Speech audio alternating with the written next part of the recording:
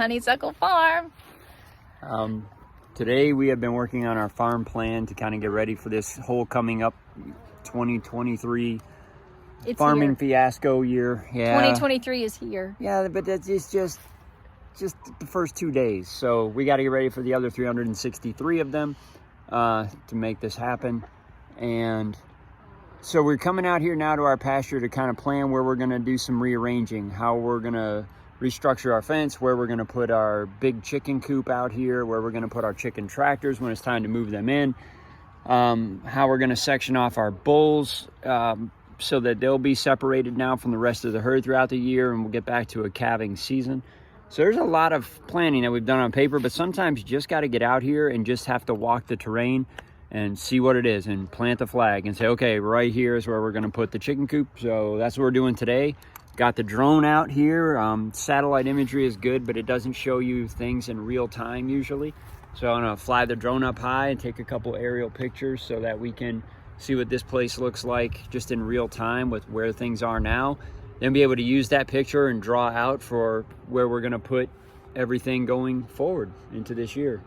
So we have a big chicken coop, really nice Amish built chicken coop that has several nesting boxes in it, and it works really well for our chickens, but it has to be stationary because it is huge. I don't know how much it weighs. It's probably like it's huge. 10 by 14. It is, probably. Yeah, it's probably like 10 by 14. It weighs a lot. I mean, it is solid. And so we have to pay somebody to come out and move it. And we want to consolidate our chickens.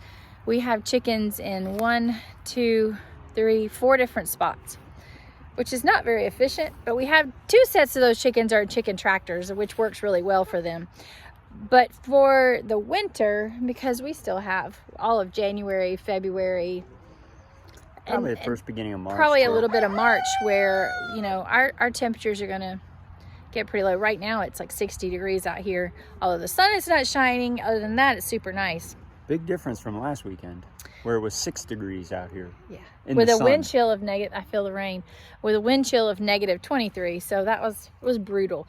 So we want to consolidate the chickens for the winter, give them all shelter. We did have a few that got some frostbite on their combs this past week when we had that really bad freeze. So we're just trying to look for a place to put those. Okay, so here's our goats and our Great Pyrenees, and what we're looking at doing is possibly, they're in this nice big pasture right here. What we're looking at doing is possibly putting the chicken coop about right here where Thelma, this little goat, is standing, so that the limbs won't fall on it from the pine trees. Plus, it keeps them far enough away from the trees, because the chickens that are down in the stationary coop right now have a tendency, the coop has a really tall, like maybe 12-foot fence. We doubled up the wire fencing, so it's really tall. But again, it's permanent.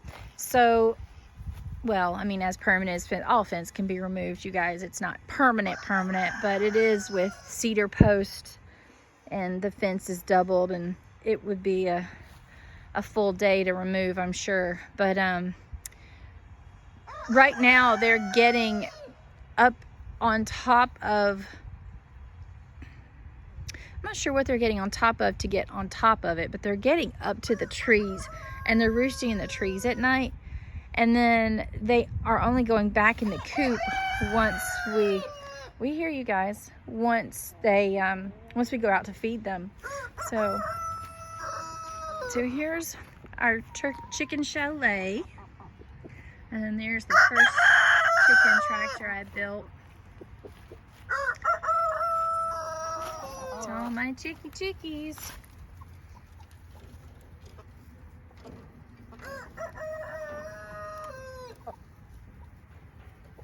I don't know if you guys can see, some of the roosters have just barely black on their tips. We got to get rid of these roosters anyway. No more roosters. Well, I mean, we're going to keep a rooster in each coop. We'll do it numerically so that there's enough that they can fertilize our eggs. But here, you can see really better what frostbite on a chicken looks like over here. On that that guy particularly. You see his little black roost up there? His comb is black. So he had a little bit of frostbite. He looks like he's really the only one in here that had. Everybody else is pretty minimal. I know, you are happy. Happy, happy chickies. And there's the cows.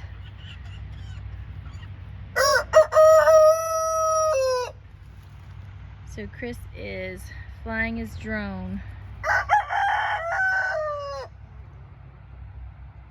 to see, just because, you know, we're trying to do some planning here and figure out where to position things that we would really like for everything to be efficient. So that trailer up there, we use it to store feed. There's the hay that we got for the winter. And the duckies, which don't really serve a purpose.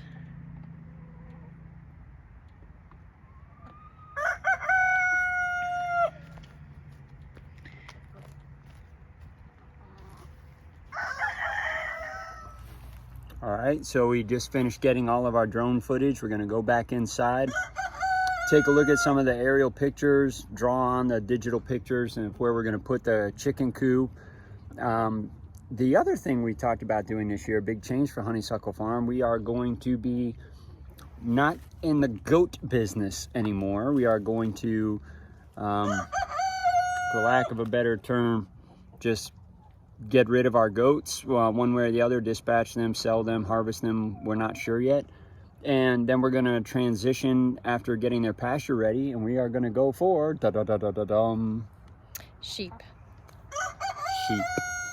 Yep. So if any of you out there I are thought we were doing still it- talking about it, but evidently we're announcing it. Oh, that's right.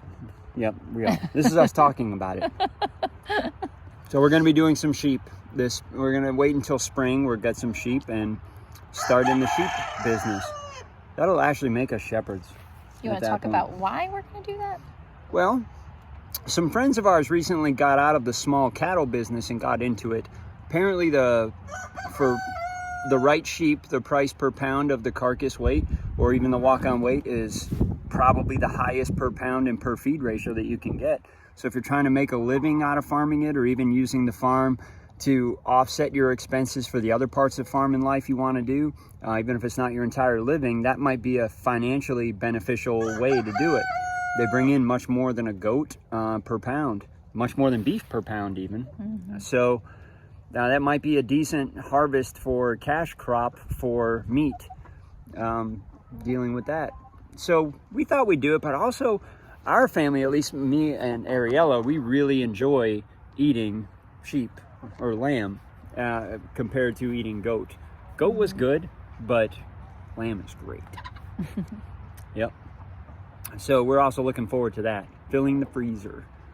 So if any of our followers out there, all 16 of you at this point, have any advice in the sheep business, go ahead and throw it in the comments, please. We'd love to hear about it. You know, if you've been in for a while. We're looking at Katahdins, correct? Was that the brand? Breed that we were looking at? It was a hair sheep, right? It's a hair sheep, so which means we will not have to shear it, which is nice. Yes, that's what we're doing. Well, in the meantime, then we're going to say goodbye to the pasture, go back on out to the house. Sure, we'll do some more to wrap it up. But until then, remember, keep growing. Don't forget to like and subscribe and ring the bell button down below.